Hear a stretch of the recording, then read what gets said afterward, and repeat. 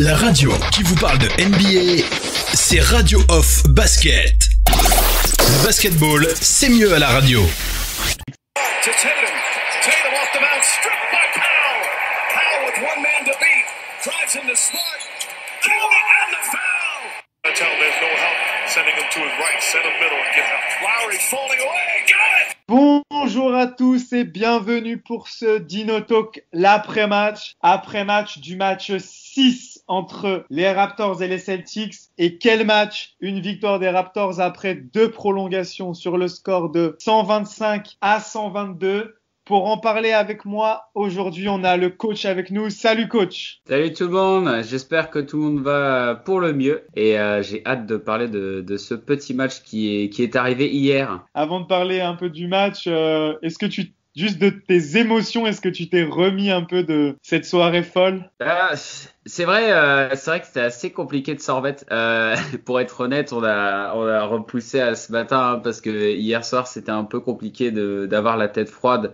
Et pour parler de ce match, je pense que moi personnellement, j'aurais pas pu être partial, ayant été pour Toronto Raptors. Mais bon, on va quand même essayer d'être impartial toujours dans l'analyse pour pouvoir offrir de la qualité à ceux qui nous écoutent. Je vais faire un petit retour sur la rencontre parce qu'il y a beaucoup de choses à dire.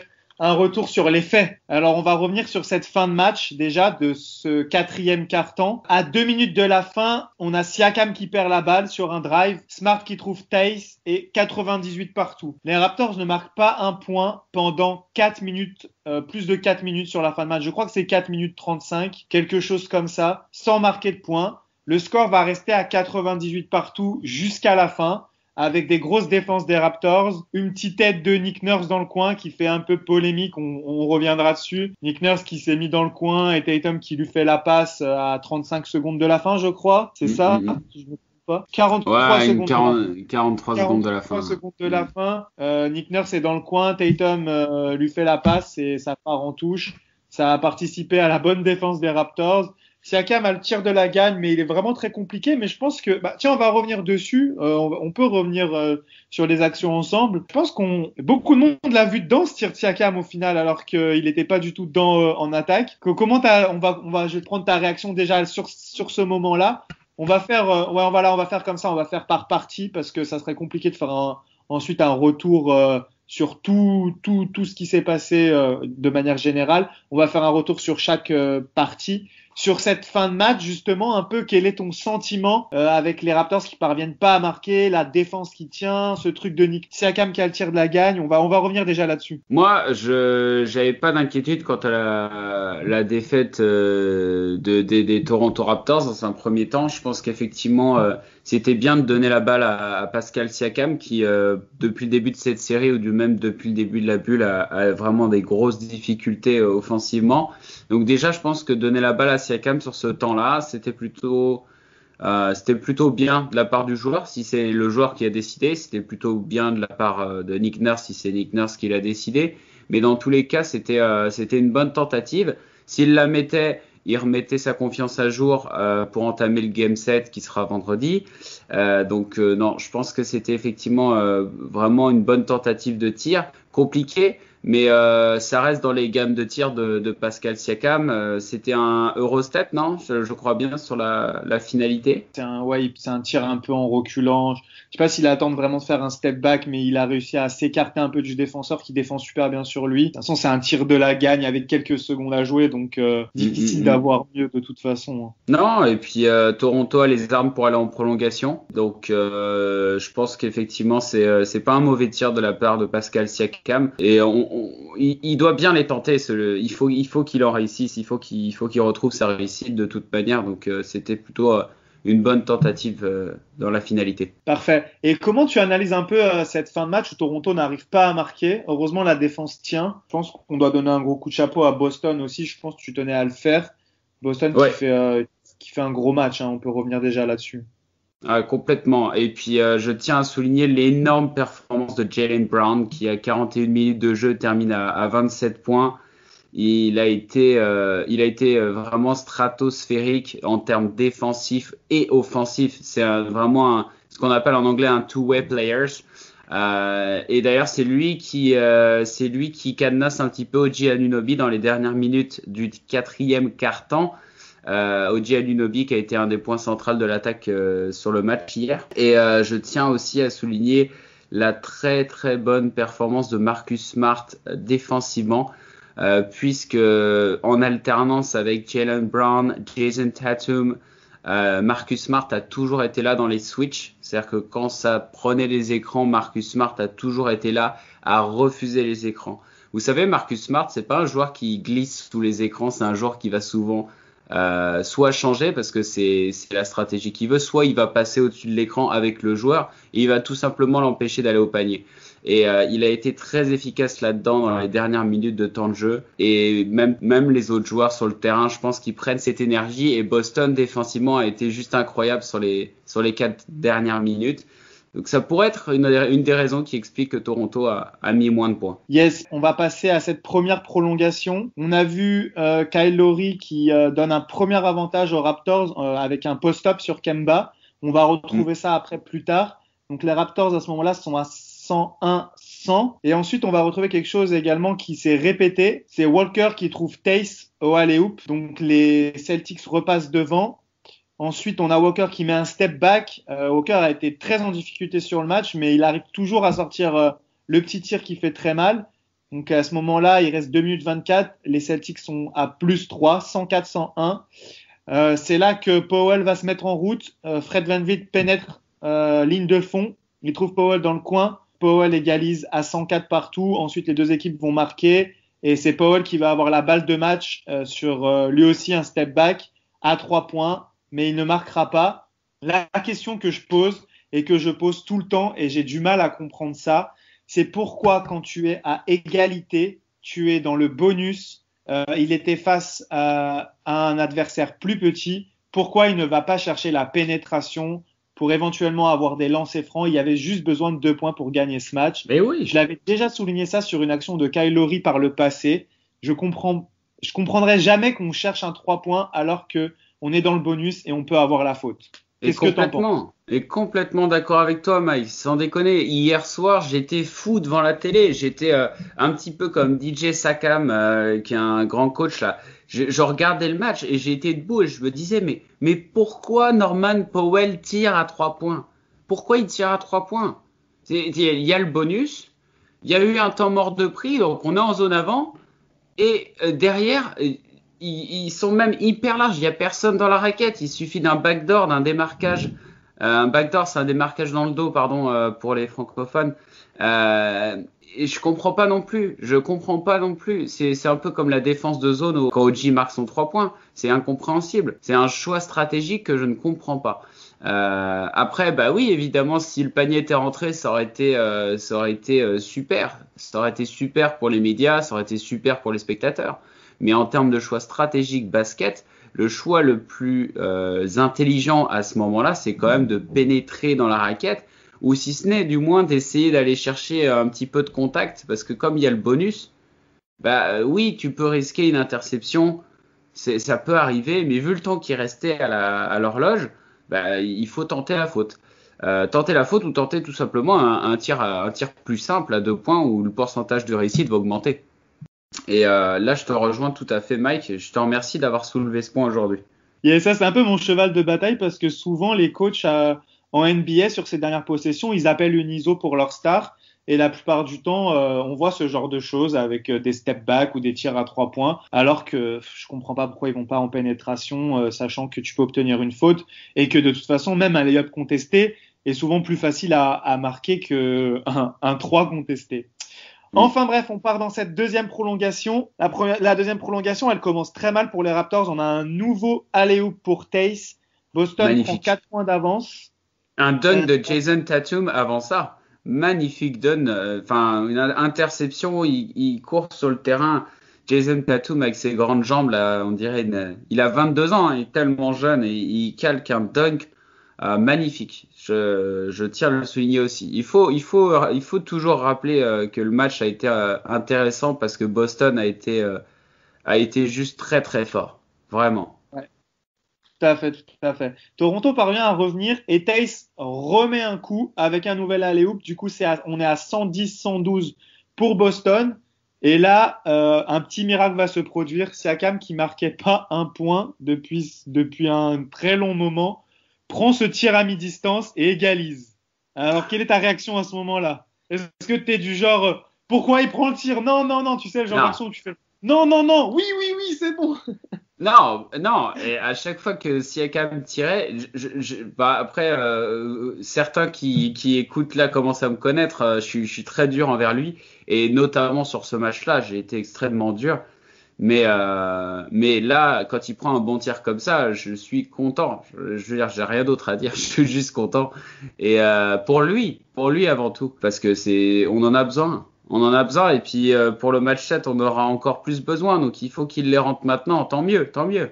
112-112, derrière Smart met un 3 points, on passe à 115-112, et dans la foulée, OG pénètre, il fait un petit spin move pour fixer la défense.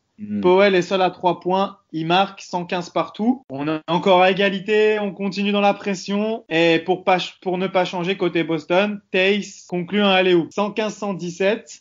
Derrière, on a ce petit pick and roll entre Laurie et OG. Laurie fait une petite passe dans le dos au sol à OG. OG marque à 3 points. Les Raptors repassent devant, 1 point d'avance. Sur l'action suivante, grosse défense. La balle revient à Jalen Brown qui trouve Tatum qui essaye de pénétrer. Et sur son petit cross, t'as Powell qui a la main qui traîne, qui intercepte, qui part seul en contre-attaque. Il bute contre Smart qui fait la faute. N1, on passe à plus 4. Là, on se dit que ça sent bon, mais c'était pas encore fini. Parce qu'un certain Jason Tatum part en pénétration.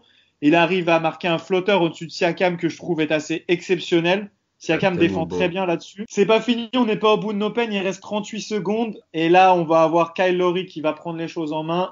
Une nouvelle fois, il post-up Kemba. Et il fait ce petit fade-away par-dessus Kemba, juste exceptionnel. Il sort d'où ce fadeaway? Il sort d'où ce fadeaway?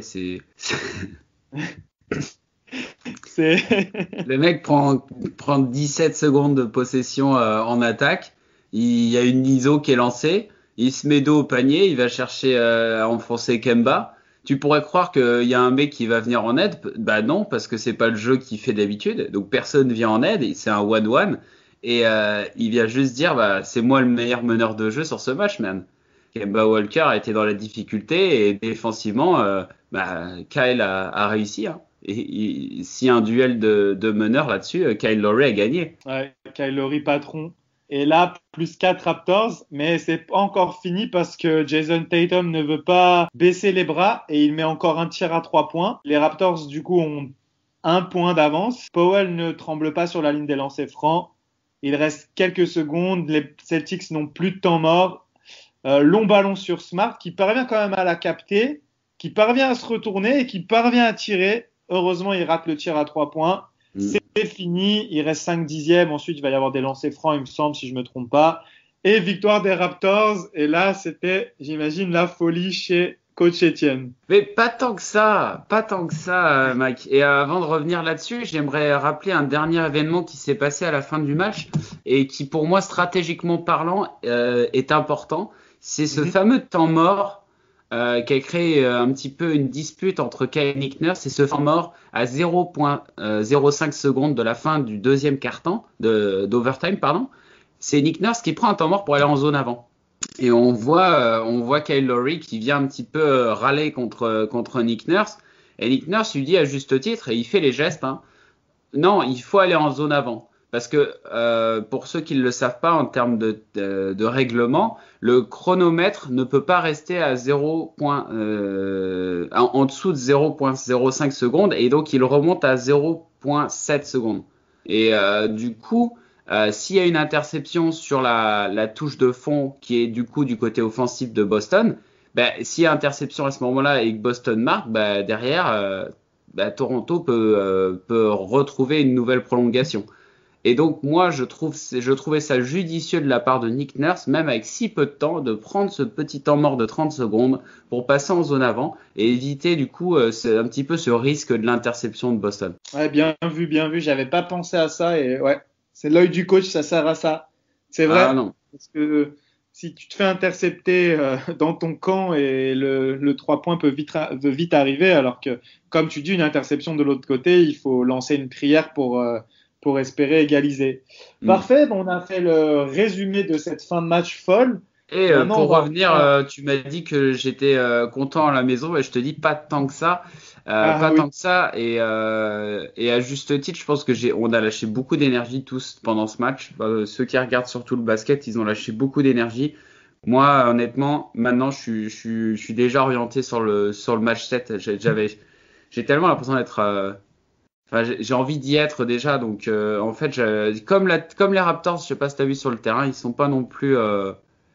Enfin voilà, ils savent qu'ils ont gagné dans la difficulté quand même. Genre, c'était pas obvious qu'on gagne ce match-là. Donc, je pense qu'il faut garder la tête froide et aller de l'avant. Je pense que c'est l'énergie qu'ils ont en ce moment dans leur vestiaire. Ouais, tout à fait. De toute façon, les Raptors, ils sont pas du genre à fêter la victoire avant d'être qualifiés. Donc, comme tu l'as bien dit, il n'y a pas eu d'enflammade, si on peut le dire ainsi.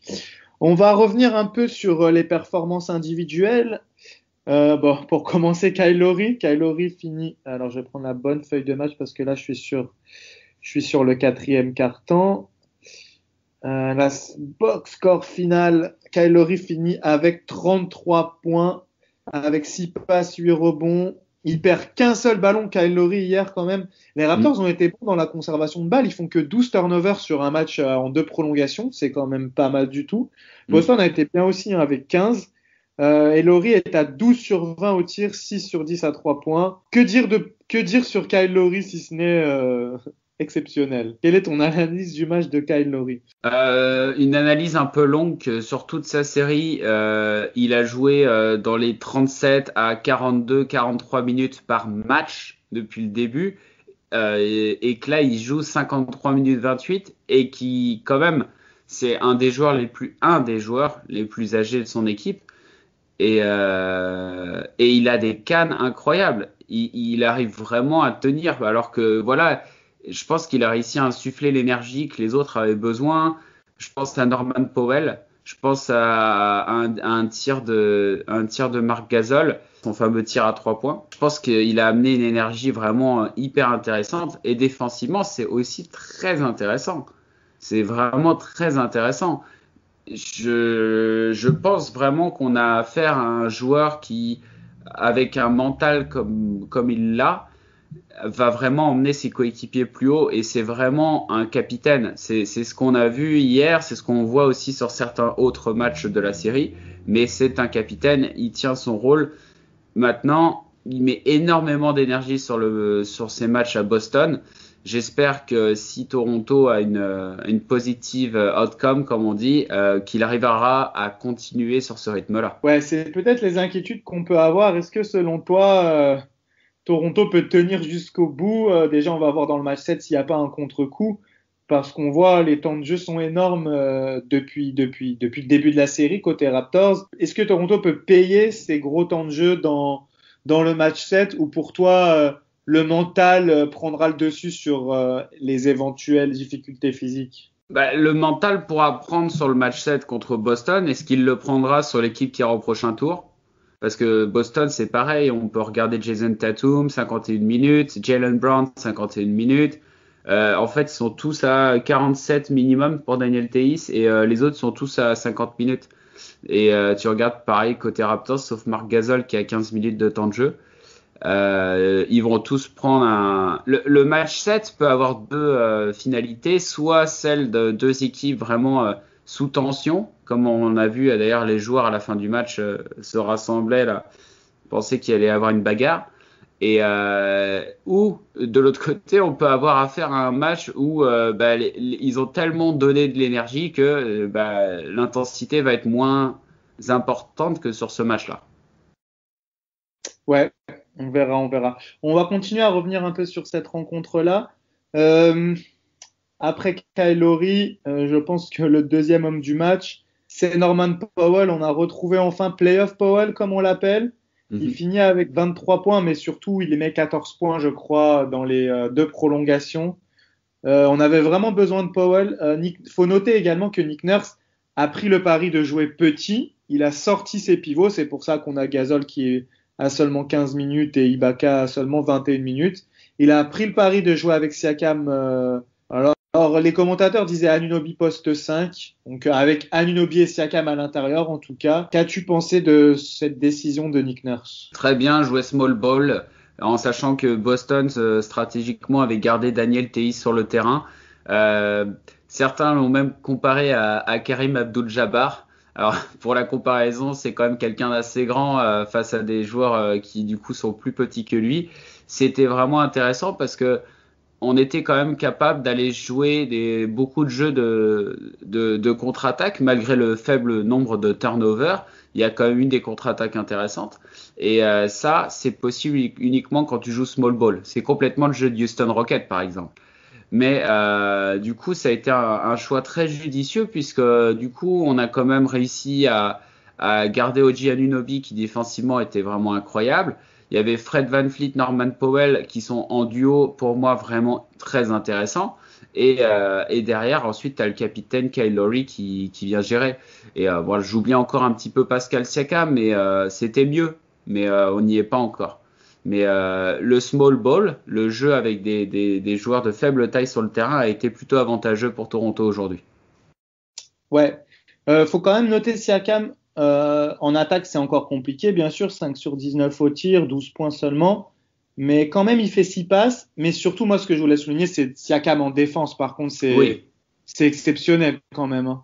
C'est sa capacité à défendre à l'intérieur et à sortir sur les 3 points et à revenir à l'intérieur. Il a une mobilité quand même assez dingue. Et je pense que de toute façon, si Nick Nurse le laisse sur le terrain dans ses prolongations, c'est pas pour son apport offensif, mais il sait qu'il a besoin de lui défensivement. Complètement. Et puis, je pense que moi, le premier, je me fourvoie finalement le rôle de Siakam. Est-ce qu'il n'est pas en train d'évoluer sur un rôle plutôt défensif qu'offensif? L'élément qui est un peu perturbant, c'est que quand Pascal Siakam a la balle, qu'il y a Jaylen Brown qui ouvre les bras face à lui, il tente très peu, c'est un contre 1 finalement. Je veux dire, tu prends 10 possessions de Pascal, il attaque que 3 fois sur 10 s'il est sur Jaylen Brown ou Marcus Smart. Donc c'est vrai que de ce côté-là, bah, il va faire quelques dribbles, il va faire une passe et son coéquipier va marquer. Ça va augmenter ses passes décisives, certes, mais offensivement, il perd quand même énormément en impact. Défensivement, tu l'as dit, c'est hyper intéressant. J'ai rien à dire là-dessus. Peut-être que je pense que ça devrait être un two-way player, un peu comme Jaylen Brown, mais voilà, pour le moment, c'est vrai que de ce côté-là, moi, j'arrive pas à me satisfaire. Ouais, on va revenir sur les déclarations de Nick Nurse. Ça a été pas mal le sujet de ces derniers jours. Nick Nurse avait défendu Siakam depuis le départ. Après le dernier match, c'est pour la première fois, on peut dire il l'a critiqué, mais pour la première fois, il a reconnu ses difficultés. On va dire ça plus comme ça. Il a expliqué que depuis la bulle, Siakam n'est pas en rythme et qu'il a été plus impacté que certains autres par la coupure et que pour lui, par contre, il a bien dit, Nick Nurse a bien expliqué que pour lui, ce n'est pas forcément le fardeau d'être la première option offensive pour Siakam qui fait qu'il n'est pas dedans. Pour lui, c'est vraiment la coupure qu'il a coupée. Voilà, je peux pas dire autrement. Pour la première fois, il avait souligné ça, mais dans l'avant-match, il a fait un long discours pour prendre la défense de Siakam en disant il faut qu'on aille gagner ce match pour Siakam. Je sens que ça va revenir. Il a juste besoin de temps. Et après le match, justement, il a dit, on lui a demandé est-ce que c'était là pour Siakam. Il a dit non, ça n'est toujours pas là, mais je sens qu'il s'en rapproche et ça pourrait être là pour le Game 7. Donc Still voilà not there, but on the way. J'ai vu que tu l'avais reposté et traduit. Je sais pas si ça sera là au match 7, mais en tout cas, Siakam continue quand même à prendre ses tirs. Il en prend 19, même si, comme tu dis, parfois il refuse un peu le 1 contre 1 quand il voit qu'il n'est pas forcément à son avantage. Mais je pense que de toute façon, il y a pas plutôt smart. Et attention, hein, il faut pas dire ce que j'ai pas dit, ce qui est très très intelligent.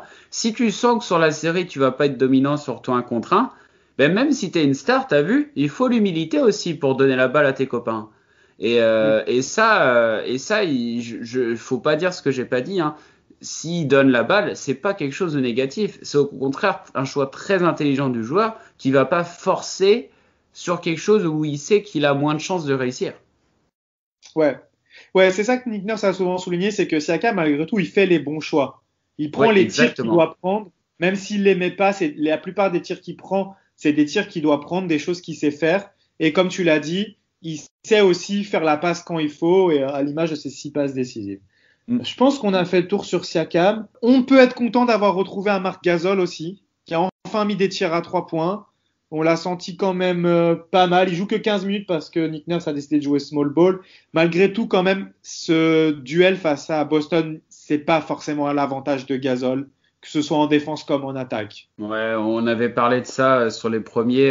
Je crois, Mike, que tu avais relevé le fait que les petits de Boston gênaient beaucoup Marc Gasol. Et c'est vrai, hein, c'est vrai, il est très gêné. Et d'ailleurs, c'est très étonnant, mais même en 15 minutes, il prend que 2 rebonds. 2 rebonds pour un intérieur. C'est quand même l'image que les petits de Boston sont plus rapides que lui pour aller chercher la balle. Et je pense que c'est pas effectivement à son avantage. Il était plus à son avantage sur Brooklyn, sur la série d'avant, quand il fallait affronter Jarrett Allen, pardon, excusez-moi. Et effectivement, les petits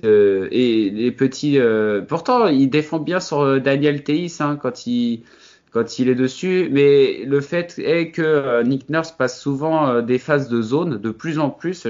Cette année, je crois, j'en vois beaucoup plus qu'avant. Des phases de zone, et quand tu es en zone, bah tu t'es pas attitré à un joueur. Ça veut dire que s'il y a des petits qui passent devant toi, bah faut les maintenir aussi, et ça c'est pas trop la qualité de Marc Gasol. Ouais, je suis d'accord avec toi, et surtout que, comme tu le dis, sur la zone, souvent il se retrouve face à des Tatum, des Brand, et c'est des joueurs qui sont très forts en pénétration, qui sont très rapides, qui sont longs, et comme tu le dis, c'est pas le profil parfait pour Marc Gasol, qui n'a pas la mobilité que peut avoir Ibaka. Ibaka, on l'a vu aller contrer des ailiers comme ça. 3 contre en un quart temps. On va enchaîner justement sur Serge Ibaka. Serge Ibaka qui fait beaucoup de bien encore. Début de match, c'était compliqué. Il rentre, il met 2 tirs à 3 points qui remettent l'équipe dedans. Encore une bonne partition pour Ibaka, en plus qui était incertain avec sa blessure à la cheville. Après, il a eu moins d'impact sur le reste du match, mais heureusement qu'il est là en première mi-temps.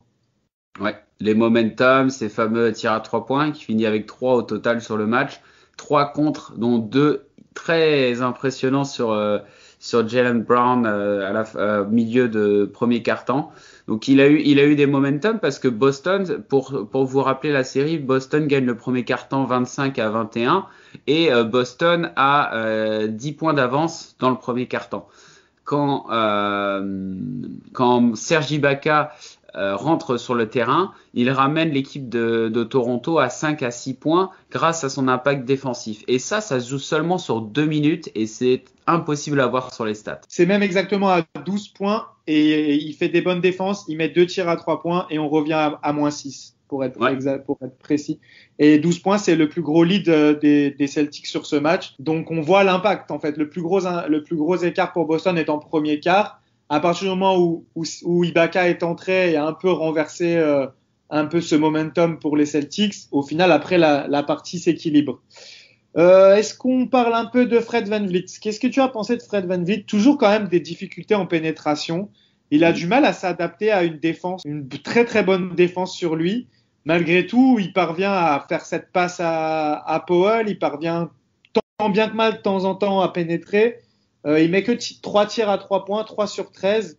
Malgré tout, il en met des importants. Encore une fois, je crois que c'est en troisième quart où il met 9 points de suite sur cette action où il est allé lancer franc, plus la faute flagrante qui est quand même très sévère à mon goût. Tir à 3 points quand il retombe c'est Marcus Smart qui rentre dans son cylindre. D'ailleurs, j'aimerais revenir sur cette faute quand tu auras terminé. Mais... J'avais terminé. Il met 9 points de suite, parce que derrière, il met un autre 3 points. Mais c'est les seuls tirs à 3 points qu'il met de la rencontre, pratiquement. Ouais, non. Et puis, le tir à 3 points de Gasol aussi, sur la série, qui met 12 points, qui nous met sur un 12-2 en série. Exact. Et ça nous fera une transition parfaite sur Brad Stevens après. Mais pour revenir un petit peu sur la faute que Fred VanVleet subit justement, il prend un tir à 3 points, il saute. Marcus Smart, lui, vient rentrer en fait dans son cylindre et mettre son pied sur son point de chute. Et en arbitrage, on note généralement en fait que c'est le joueur est rentré dans le cylindre. C'est-à-dire que dès l'instant où tu sautes, le point où tu vas chuter, personne n'a le droit d'aller se mettre dedans. Et là où la faute a été extrêmement flagrante, et d'ailleurs il y a eu une faute technique, c'est qu'en fait il est allé se placer juste sous le point de chute des pieds, une cheville à ce moment-là du match pour Fred VanVleet. Et franchement, le momentum aurait pu changer. Donc c'était vraiment une faute qui aurait pu être grave. Et c'est pour ça qu'elle a été sanctionnée par l'arbitre par une faute technique. C'est vrai, la NBA a fait évoluer ses règles. On se rappelle à l'époque, dans les années 2000, avec Bruce Bowen chez les Spurs qui faisait beaucoup ça et c'était pas beaucoup sifflé justement. Kawhi Leonard qui s'est pris ça contre le Golden State Warriors en 2015 ou 2016. Ouais, avec Zaza Pachulia et c'est surtout depuis.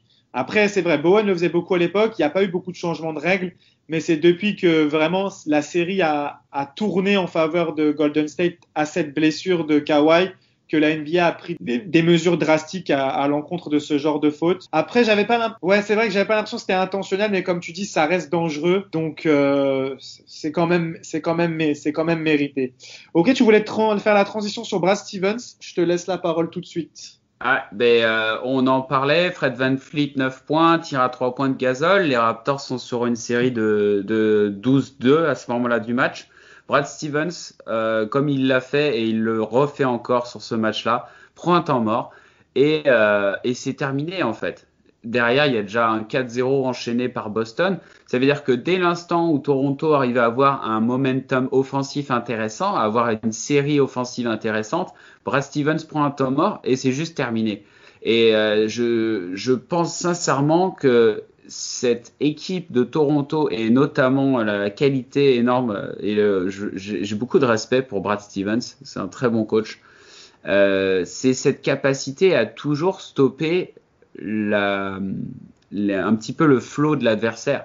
Il est vraiment très bon là-dedans. Il va changer une défense, il va passer en zone, il a fait à un moment donné un carré, il a fait un box out sur Kyle Lowry qui était très juste au moment où il l'a fait. Il prend vraiment des décisions en fait qui mettent à mal l'adversaire. Et tu en as parlé tout à l'heure, Mike, mais même quand Boston ne marque pas de points, quand l'attaque est difficile pour Boston, c'est toujours difficile pour l'adversaire de faire des séries de points. C'est-à-dire que défensivement, il arrive vraiment à proposer des choses qui cadenassent ses adversaires. Brad Stevens s'adapte toujours très bien à l'attaque de l'adversaire. C'est une équipe qui est très défensive, une des meilleures équipes défensives de la ligue.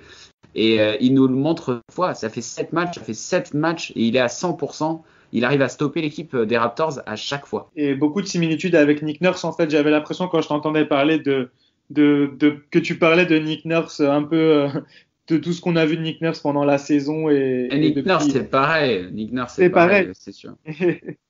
C'est pour ça qu'on a une superbe série et qu'on a hâte d'être à ce match 7. Avant de conclure, on va un peu parler de Boston quand même parce qu'il faut leur rendre hommage. On peut pas avoir un grand match sans deux grandes équipes. On a un Marcus Smart, moi, qui m'impressionne sur cette série.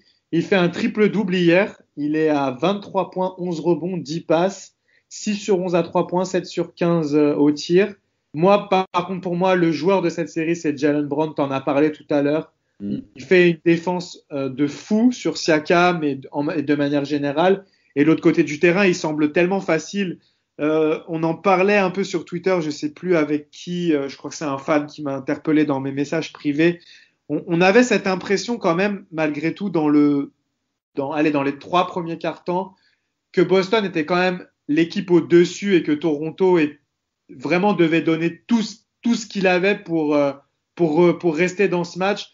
Et de l'autre côté, tu avais l'impression que c'était facile pour Jaylen Brown, surtout pour scorer, que ce soit à mi-distance. Après, je vois ces stats de fin de match. Je pense que la défense des Raptors s'est quand même bien adaptée parce qu'il finit à 31 points. Mais au final, il est à 11 sur 30 au tir et 4 sur 13 à 3 points. On peut noter il prend 16 rebonds. Hein. Donc 4 offensifs. D'ailleurs, les rebonds offensifs, on n'en a pas parlé, mais on n'a pas été très bon. Ouais, mais au final, malgré tous ces rebonds offensifs, Si on regarde les points en seconde chance, les Raptors en inscrivent 8 et les Celtics en inscrivent 9. Et les Celtics sont à 4 sur 13 sur les tirs en seconde chance. Donc ça n'a pas été du coup trop préjudiciable pour les Raptors au final. Mais c'est vrai que dans l'impression, on a vraiment eu cette impression que Boston dominait au rebond, notamment au rebond offensif. Finalement, ça n'a pas été trop mauvais pour Toronto. Et enfin, on va finir avec Tatum. Tatum est à 29 points, 14 rebonds, 9 passes. Quel match! 9 sur 21 au tir, 4 sur 8 à 3 points, 7 sur 10 au lancer franc. Un match, vraiment, de toute façon, un match impressionnant. Le seul qui passe à côté côté Boston, c'est Kemba Walker. Il met 5 points. Il est à 2 sur 11 au tir, 1 sur 6 à 3 points. Mais à noter, Fred VanVleet, on en a parlé dans l'après-match, il était fatigué, il a dit, parce que Nick Nurse a utilisé à plusieurs reprises sa box and one sur Kemba Walker. Oui, c'est ça que je voulais dire tout à l'heure aussi. Là. Qui est généralement réservé aux superstars adverses, donc ça montre à quel point Nick Nurse respecte l'impact que Kemba Walker a sur cette série. Complètement, et c'est à l'image aussi d'un très bon coaching, puisque c'est Kemba Walker qui est le leader de l'équipe en face. Il a été admis par ses coéquipiers comme leader. Donc si tu arrives à cadenasser le leader, bah t'arrives à casser complètement une dynamique d'équipe. De la même manière que nous on nous cadenasse Siakam et de temps en temps Lowry, et ça nous fait mal, ça nous fait très mal. Et là c'est un très très bon choix de la part de Nick Nurse de faire ce fameux box out sur Kemba Walker et d'envoyer un chien qui va juste tirer son maillot sur chaque seconde où le meneur de jeu est sur le terrain en fait. Je pense qu'on a bien fait le tour de cette rencontre. Est-ce que tu as quelque chose à ajouter? Je vais juste faire le tour des dernières stats qu'on n'aurait pas données. En contre-attaque, les Raptors ont mis 9 points, les Celtics en ont mis 11. Mais c'était beaucoup mieux dans la fin de match. Toronto a plus réussi à profiter. Mais en même temps, quand tu n'arrives pas à avoir des rebonds défensifs nets, c'est ça aussi le truc, c'est que quand t'as pas des bons rebonds défensifs, même si l'équipe ne marque pas sur ses rebonds offensifs et que l'équipe adverse en plus est bonne sur ses replis, c'est plus compliqué de marquer des points en contre-attaque. Donc au final, les deux équipes se sont annihilées 9-11. Et dans la raquette, 42-36 pour Boston. Donc pas de gros écarts sur ces stats-là. Deux belles équipes équilibrées. Un des plus beaux matchs à noter sur cette année 2020, voire même sur plusieurs années, puisque je pense que c'était jusqu'ici ça a été vraiment le plus beau match de tous les éliminatoires de NBA. Donc on attend peut-être trop. Il faut faire attention, je pense, par rapport à ce match 7. Il faut pas oublier qu'on a une chance sur 2 que le match 7 soit moins bien que le match 6. Parce qu'on peut pas maintenir 2 matchs comme ça d'affilée à 51 minutes et réaliser des performances identiques. Donc il faut faire attention. Moi je regarde toujours Pascal Siakam et je regarde aussi avec j'aimerais quand même voir un petit peu plus Norman Powell. Ça faisait longtemps qu'on l'avait pas vu comme ça et j'ai hâte de voir s'il peut continuer sur le match 7. Clairement, ça va être une des clés de ce match 7. On en parlera dans l'avant-match avec nos amis de Celtics France. On aura leur avis sur cette rencontre. Je te rejoins complètement. Il faut peut-être pas en attendre trop du match 7. Moi, ça me fait penser à ce match 6 entre le Heat et les Spurs. Je crois c'est en 2013 avec le tir de Ray Allen.